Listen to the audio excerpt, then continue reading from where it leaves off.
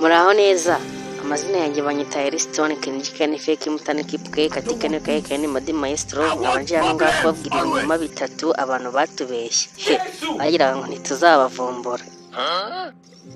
Elistone sha Karame wowe nyine basobanurire impamvu watuhamye iyo mvura iri kurwa mbese iva hehe, ibyo nibyo ugiye kubaheraho. murayibona neza koko natuhamye ibyo mugenzi wanjye amaze kumbaza ngo mbese y'imvura kiri kunyagira ubundi iva hehe nibyo ngiye kubasobanurira.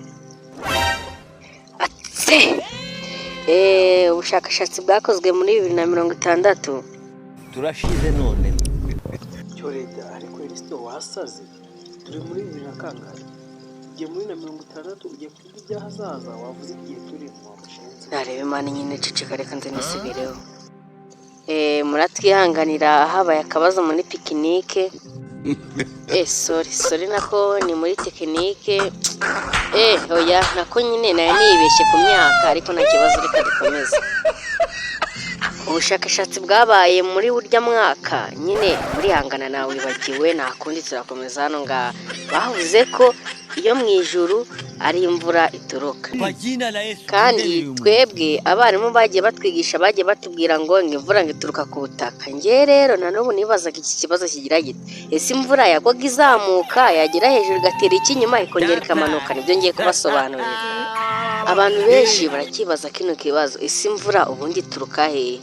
Tegerezanya amatsiko wumva hano imvura ituruka hanyaho atari ibintu byo kukubeshya. Sasa rero ndakeka mwese muri kureba mu ijuru, dufatanye turebe hejuru ubundi dusobanukirwe. utavuga nk'umuntu ufite ubwonko bwinshi bite byawe Kwa gicucu ijuru ribasi cyangwa riba hejuru. Umva mane nawe mwiyame bikomeza kwigira umunyabwenge cyane.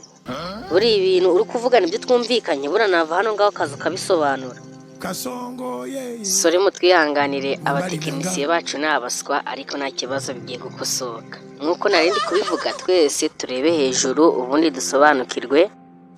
Ahantu y'ino mvura tubasha kubona buri munsi irwa niyi muri kubona iri kunyagira mbese iba yaturutse he? Mbere na mbere imvura iva mu ijuru. Vawe Thomas nushake kumakanya wa musenzi wazano ngaho kabivuga. Sha muri kumvura ariko kuki utavuga nk'umuntu ufite ubwonko bwinshi bite byawe mu ijuru bagira icyo bita kano. Noneho impamvu tubona ino mvura biba byagenze gutya. turashize none ko urimo satani ntabwo ari gusa ahubwo yarayimize nacyo tumenye imeze. Muratwihanganira inzara yidufashe nta muntu ujya inama n'igifu nyine nta kundi ariko reka dukomeze. Ijuru bagira ubusitani bunini cyane. Ubwo busitani rero barabwuhira. Nako nibagiwe.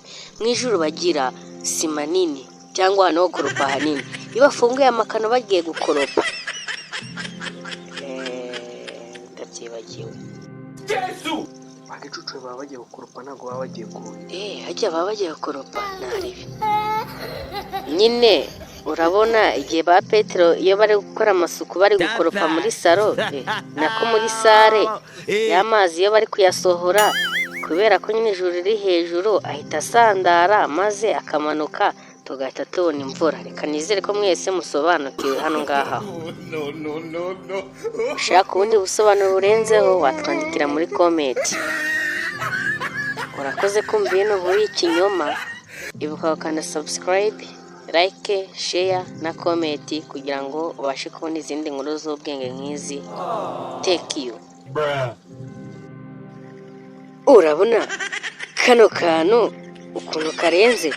Nanibaye gushimira na Director Stone w'ikigoryi watumye ibintu byica ariko naraho utatuza